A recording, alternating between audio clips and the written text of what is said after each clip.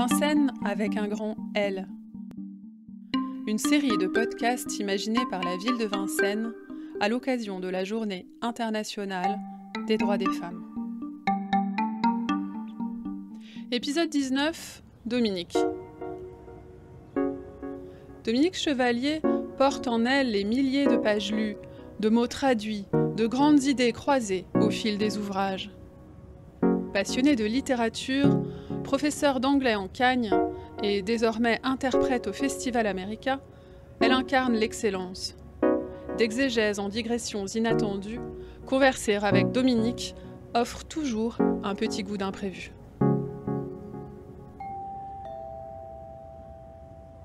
Je m'appelle Dominique Chevalier, j'ai 66 ans et je suis depuis assez longtemps retraitée d'éducation nationale, mais ça ne m'empêche pas d'être tout à fait active et donc d'être entre autres interprète dans les festivals littéraires, présidente d'une association de musique à Vincennes, administratrice à Sorano, enfin avec plein de gâteaux dans lesquels je mets mon doigt, comme disent les Anglais.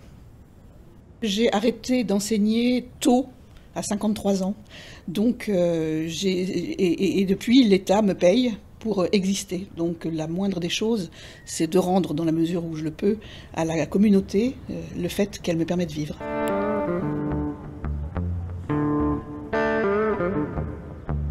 J'ai le parcours des premières de classe de ma génération. Voilà, donc j'étais la bonne élève, c'était même absolument obligatoire, je ne supportais pas d'être autre chose que première, sauf en gym où j'étais évidemment dernière et je prenais un malin plaisir à être dernière en gym.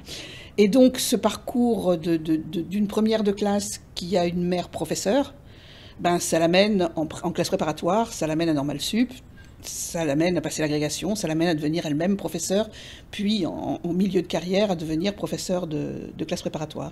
Donc mon parcours, c'est un parcours très, très droit, en fait, de ce qui se passe quand tout va bien à l'école et quand on aime ça. Voilà.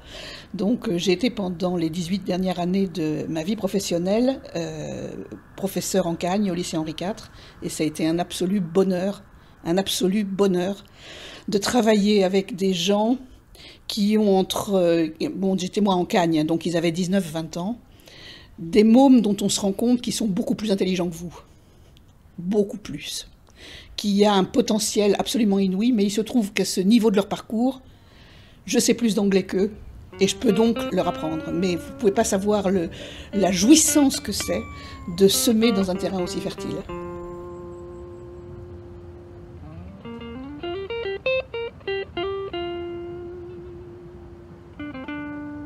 Et puis, il y a eu un tournant dans ma vie, qui est lié au fait que je suis vincenoise, et qu'un jour, j'ouvre mes fenêtres. Et sous mes fenêtres, sous mes yeux, il y avait 50, 60 écrivains nord-américains. Vous imaginez, pour un prof de littérature anglaise et américaine, ce que ça veut dire? Enfin, j'en aurais pleuré. En fait, je dis ça, mais ça faisait bien 6 mois que je savais que ça allait avoir lieu, en 2002, parce que dans le journal de Vincennes, il y avait un appel à bénévoles. Et bien entendu, j'y suis allée en disant, écoutez, moi je veux bien, vous avez besoin d'interprètes, vous faites en fonction des compétences, je veux bien. Et je me suis lancée dans un métier que je connaissais absolument pas. C'était un petit peu fou quand j'y repense maintenant, parce que j'aurais pu, comme beaucoup de gens dans cette première édition, complètement me vautrer. C'est-à-dire me trouver complètement gelée devant un public et plus pouvoir prononcer un mot, éventuellement pas comprendre ce que racontaient les auteurs qui parfois avaient des accents très particuliers, ou bien ne pas arriver tout simplement à trouver les mots.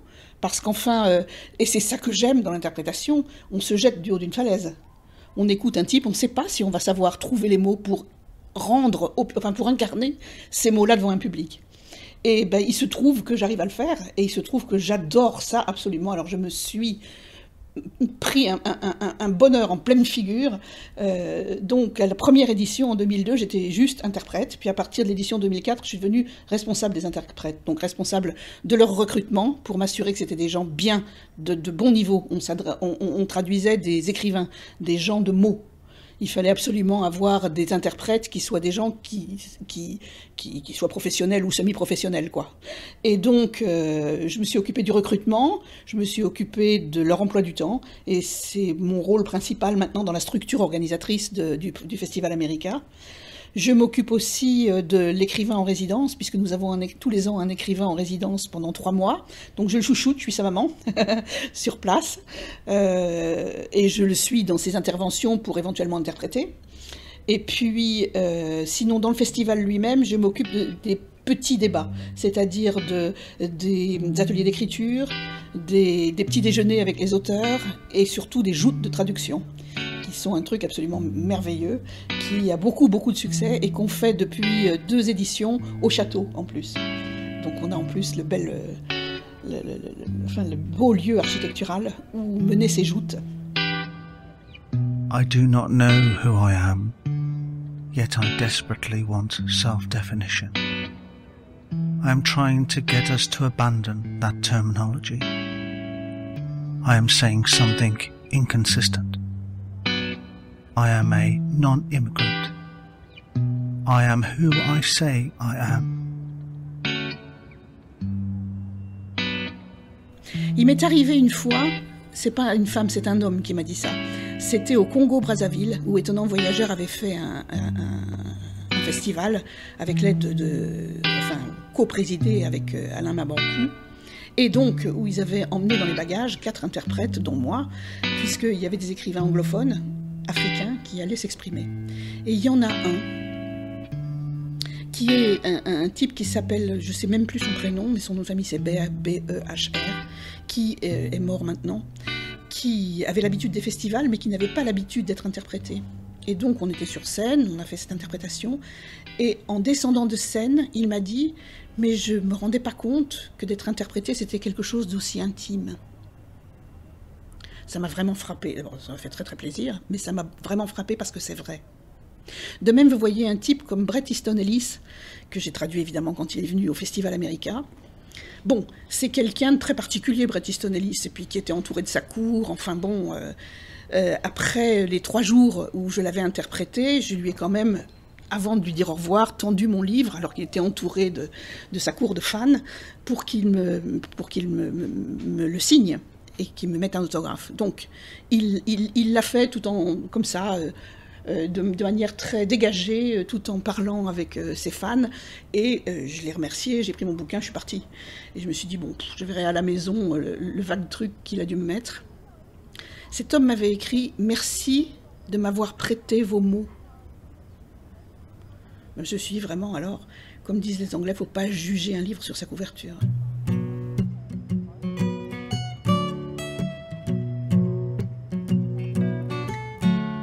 Je pense à l'expérience la plus inouïe de ma vie, qui a été en 2012 d'être l'interprète pendant 3 jours de Toni Morrison. Toni Morrison, bon, cet immense écrivain, prix Pulitzer pour Beloved, prix Nobel de littérature, 2e afro-américaine à être prix Nobel de littérature et évidemment première femme afro-américaine à l'être, un écrivain absolument magnifique et une belle personne. C'est pas toujours la même chose. En l'occurrence, là, c'était la même chose. C'est-à-dire, c'est une femme qui écrit le malheur noir, mais pas seulement le malheur, qui écrit ce que c'est qu'être noir et qu'être une femme noire dans cette Amérique. Elle est née, elle, en 1938, donc elle a vécu la ségrégation, encore que, comme elle vient d'Ohio, c'est surtout ses parents qui, eux, ont fait le voyage depuis le sud pour éviter, pour ne plus avoir à subir cette ségrégation. Elle, en tant qu'enfant, elle ne l'a pas trop subi. Elle était dans une école déségrégée, où elle était d'ailleurs la seule afro-américaine, et la première de classe, mais elle n'a pas connu le sud profond et la ségrégation. Cependant, par exemple, la première œuvre qu'elle a écrite, c'est une pièce de théâtre qui s'appelle Dreaming Emmett, qui raconte l'histoire de Emmett Till, ce gamin de 13 ans qui a été lynché et tué pour avoir apparemment regardé une femme blanche. Un de ces personnages dont on connaît le nom à l'époque de la lutte contre les droits civiques de Mississippi Burning, le milieu des années 60. L'auteur qui est Toni Morrison a un écho particulier pour moi, c'est une évidence, mais c'est une évidence parce que non seulement ce qu'elle dénonce est une violence, et une violence faite aux femmes, et en particulier aux femmes noires, et Dieu sait que des violences monstrueuse. Il en apparaît dans absolument tous ses romans. Mais ce qui, moi, me touche, c'est la façon dont elle en parle. C'est cette écriture absolument magistrale, d'une ampleur incroyable. J'aurais voulu tellement être dans la tête de ceux qui ont traduit ces merveilles.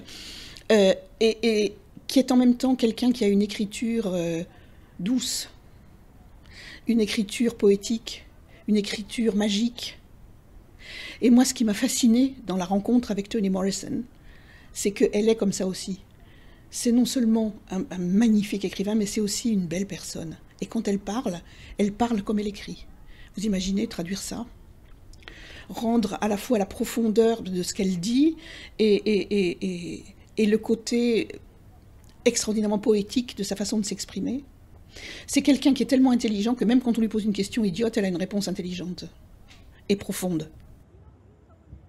Je vais vous lire un passage qui est en fait l'introduction, le début, d'un roman qui s'appelle The Bluest Eye, qui est le premier roman qu'a publié Toni Morrison. C'est l'histoire d'une petite noire qui a envie d'être belle. Et pour être belle, il faut qu'elle ait les yeux bleus. Et ça, c'est l'introduction de ce roman. Et c'est sur 2 pages, mais je vais vous en lire qu'un tiers, car c'est 3 fois le même texte, écrit, mais présenté différemment, avec pas la même ponctuation, avec pas la même police d'écriture, et l'effet littéraire est absolument inouï, parce qu'on a l'impression, au départ, de quelque chose d'ordinaire, et puis petit à petit, ça devient presque comme du jazz, la façon dont les choses sont rythmées. Ce début est en plus un paradoxe absolu, puisque vous allez voir, ça raconte ce que l'on trouve dans un livre d'écriture à l'école. Et ce qu'on trouve dans un livre d'écriture à l'école, quand on apprend à lire et qu'on est une petite fille noire, ça ne correspond pas du tout à la vie qu'on vit soi-même. Here is the house. It is green and white. It has a red door. It's very pretty. Here is the family. Mother, father, Dick and Jane live in the green and white house. They're very happy. See Jane. She has a red dress. She wants to play. Who will play with Jane? See the cat. It goes meow, meow. Come and play. Come play with Jane. The kitten will not play. See Mother. Mother's very nice. Mother, will you play with Jane? Mother laughs. Laugh, Mother. Laugh. See Father. He is big and strong. Father, will you play with Jane? Father's smiling. Smile, Father. Smile. See the dog. Bow wow goes the dog. Do you want to play with Jane? See the dog run. Run, dog, run. Look, look, here comes a friend. The friend will play with Jane. They will play a good game. Play, Jane, play. Here is the house, it is green and white, it has a red door, it is very pretty. Here is the family, mother, father, Dick and Jane live in the green and white house. They are very happy. See Jane, she has a red dress. She wants to play. Who will play with Jane? See the cat, it goes meow meow. Come and play with Jane. The kitten will not play. See Mother. Mother is very nice. Mother, will you play with Jane? Mother, laugh, laugh, Mother. Laugh, see Father, he's big and strong. Father, will you play with Jane? Father smiling. Smile, Father, smile. See the dog, bow wow goes the dog. Do you want to play? Do you want to play with Jane? See the dog run, run, dog, run. Look, look, here comes a friend. The friend will play with Jane. They will play a good game. Play, Jane, play. Et après, c'est écrit en beaucoup plus petit, donc ça doit se dire 2 fois plus vite. C'est incroyable comme introduction à un roman, quand même.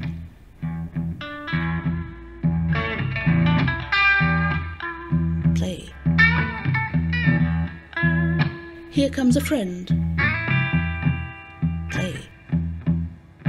Will you play with Jane?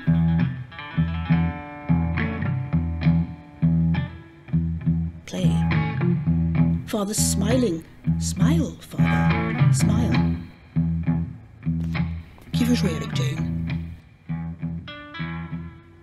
Ce qui me fait dire que c'est un livre de lecture et que c'est un livre de lecture pour blancs, ou qui en tout cas décrit une famille blanche C'est que ce qui est décrit là, c'est la famille américaine à la Rockwell. Vous savez, cet illustrateur du Saturday Night Post, qui décrivait voilà, la vie américaine des années 50 en fait. Hein. Et là, on a l'image parfaite, la jolie famille, les barrières blanches, la porte rouge, le papa, la maman, un petit garçon, une petite fille, on joue, on a un chien, on a un chat. On n'est pas dans la situation de Pecora, la petite héroïne qui vit sans chaussures dans une maison où il n'y a pas une jolie barrière et un joli jardin dans lequel le chat et le chien peuvent jouer. S'il y a un chat et un chien, c'est qu'ils traînent dans la rue et qu'ils sont efflanqués et misérables. Et que la difficulté, ça n'est pas que maman ou papa joue avec la petite, c'est que déjà il n'y a pas de papa et qu'ensuite la maman, elle a bien du mal à donner simplement à manger à Pecora. Donc, on a déjà, Toni Morrison arrive déjà à nous montrer, dès la première page de son premier roman, le malheur, la violence qui s'exerce nécessairement et souvent de manière absolument involontaire par les blancs sur les noirs. Qu'est-ce que vous voulez que ça dise comme réalité que d'apprendre à lire sur un bouquin pareil pour une petite fille comme Pecora?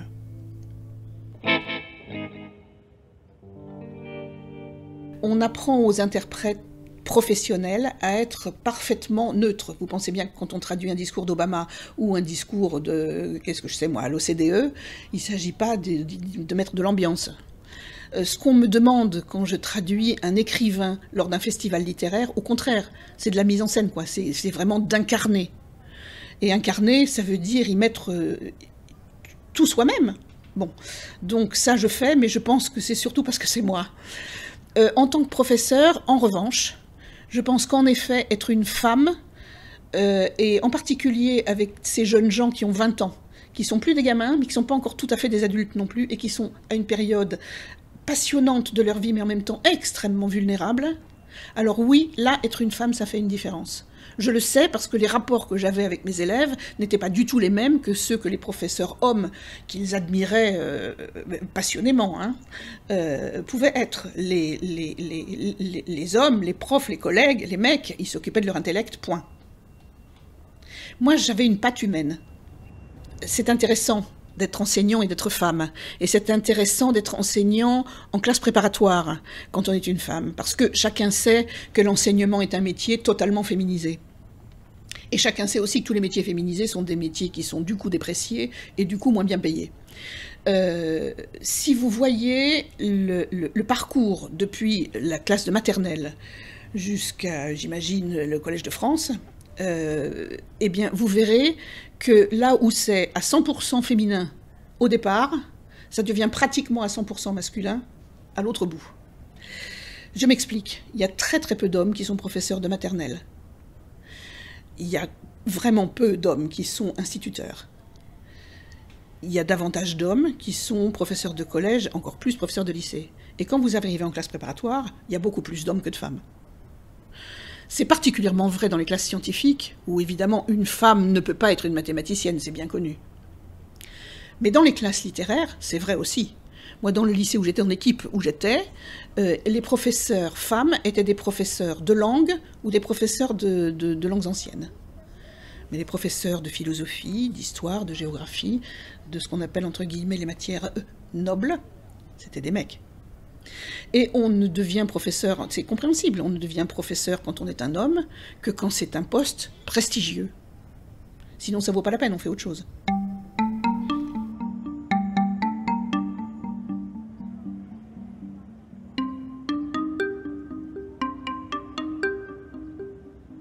Bien entendu que cet état de fait me révolte. Enfin, je veux dire, il n'y a pas de raison. Surtout que quand on y réfléchit, dans les matières littéraires, si vous allez en classe préparatoire littéraire, il y a beaucoup plus de filles que de garçons.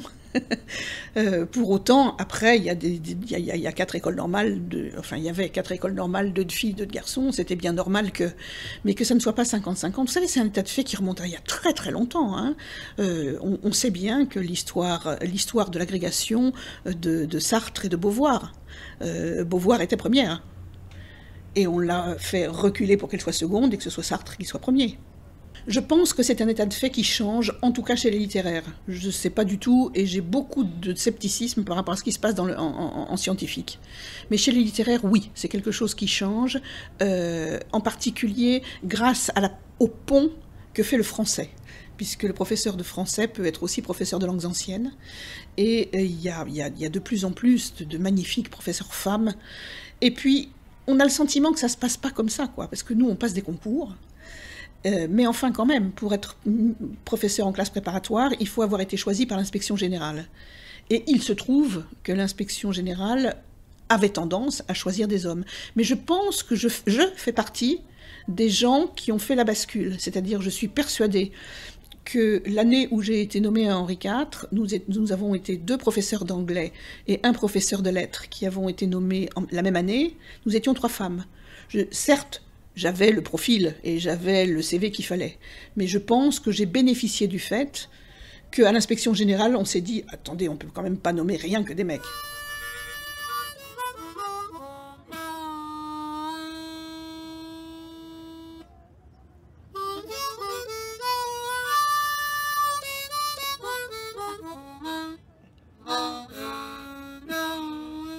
Je voudrais dire un mot, encore une fois, sur les femmes et les enseignantes, pour m'adresser aux jeunes femmes.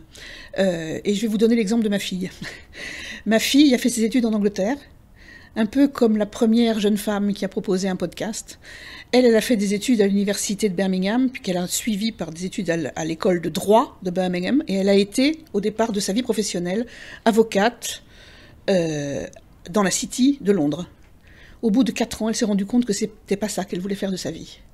Elle est revenue en France, elle a repris des études, et elle est devenue, en ayant suivi les cours de l'ESIT, interprète de conférence. Donc Marie est une de mes interprètes du Festival America. Et puis est arrivé le Covid.